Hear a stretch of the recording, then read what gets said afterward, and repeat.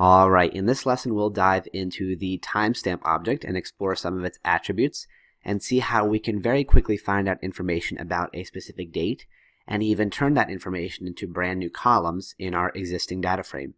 So let's begin by executing our code. That'll query the online resource from Pandas Data Reader and get us our data frame of Microsoft stock information. What I'm going to do here is begin by using our index attribute to pull out the date time index.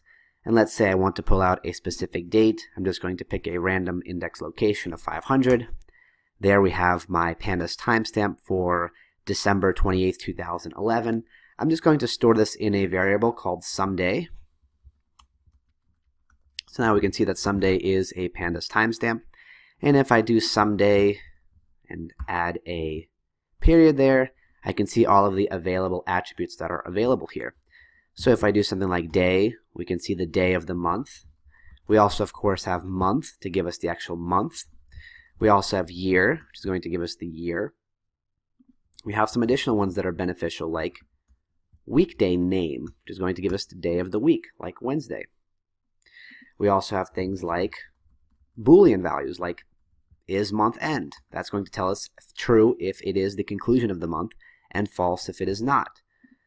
We similarly have a is month start, which returns true if it's the first day of the month and false if it's not. So what we can do is utilize these different attributes to modify our original data frame. So if I scroll back up here, I have my date time index here. And let's say I want to add a brand new column that's going to store the weekday name of each of those dates, so I know what day of the week this falls on. Well, what we can do is call our insert method. We can also use that square bracket syntax, but let's insert our day of the week. And I want to place it right here as the very first column, so it's going to occupy the position of 0. So if I look back into my insert method as a reminder, we have a few parameters here. The first is loc, which represents the index location that we want to place this new column in among our columns. So we want it to be the first thing, the first column to the right of the index. So I'm going to put 0 to specify the very first column. The next parameter here is the column name. So I'm going to call it day of week. And then finally, the last thing is the actual value, which is how it's going to calculate the values that can be populated throughout this new series. Now, in the last time we discussed this, we did things like scalar values or just singular values, but we can give a valid series generation syntax here to create a valid series. And what do we want to do? Well, we want to use our index, which is represented in stocks.index. That's the same thing we pulled right here.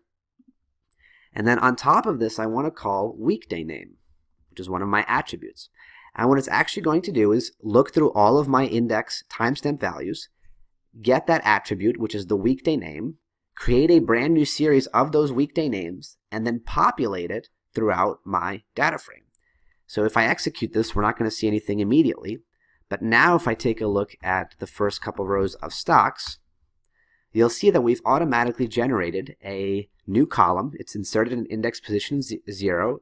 It has the column name day of week, and all of these things represent the days of the week for each value in the index. So we've basically performed an operation on each value in the index. So we had to begin by extracting the index and then specifying the attribute that we wanted to extract. So we can repeat the operation again. Let's say we do insert, and let's insert it to the right of day of week. So where open is now, we want to plop another column. Open is the second column, so it has a column index position of 1. So I want to insert something in here. And let's say I want to do whether it's the start of the month. So I can do is start of month. That's just going to be my arbitrary column name. And I can do stocks.index. And then I can pull in my attribute, which is month start. You can use tab completion here. Once again, when I execute this, I'm going to get, let me just output the whole thing so we can see. We're going to get a brand new column that's just going to have booleans, is start of month. It's going to be true if it is and false if it's not. So if I scroll down a little bit here you see we're running into the 1st of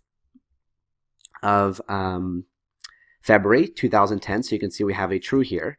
and thus we've put a true for every occurrence at the start of each month. And that allows us to very easily do things like filtration processes. So for example, now let's say I want to see what the stock price was at the beginning of each month that has a valid day. So if the first of the month falls on a weekend or a holiday and there is no stock price information, it's still going to be false here, or rather the row is not going to exist at all. But any row that has true in that is start of month column indicates that it is the start of the month. So if I want to compare Google's, or rather Microsoft's stock price at the very beginning of each month, I can just get that column, which is start of month. There's my series of Booleans. It already is a Boolean series, so I don't need to do any kind of comparisons. I can just feed this into my square brackets after stocks, and it's going to pull out all the rows that have true values. And now we can see, we can pull in the first of every month for which we have valid data in basically 2 lines of code. We've created an is start of month column, and there is our results for February 1st, March 1st, June 1st, and so on. We can also see the day of the week that it falls on now that we have added that additional column, and so on. So we can see how quickly we can apply these attribute operations on the index to find out information about, is something the start of the month, the end of the month, the start of the quarter, the end of the quarter, the start of the year, the end of the year, all kinds of different things. We can filter by days of the week. So many different ways that we can kind of create a new series in order to perform a complex filtration process. So this is just how powerful that available attribute is on a timestamp, and when you apply it on an index, it's able to perform that entire attribute retrieval on an entire collection of values, making filtration a super efficient and simple process. So that's an introduction to some of the attributes that are available on a timestamp. There are many more to explore in your free time. And of course, because our datetime index is a collection of timestamps, whenever we use this syntax of calling the index attribute and then calling that timestamp attribute after it, it's going to basically pull the attribute for every timestamp value within that datetime index, basically going to do the same thing for every row. So that allows us to generate things like this from scratch. So I'll see you in the next lesson.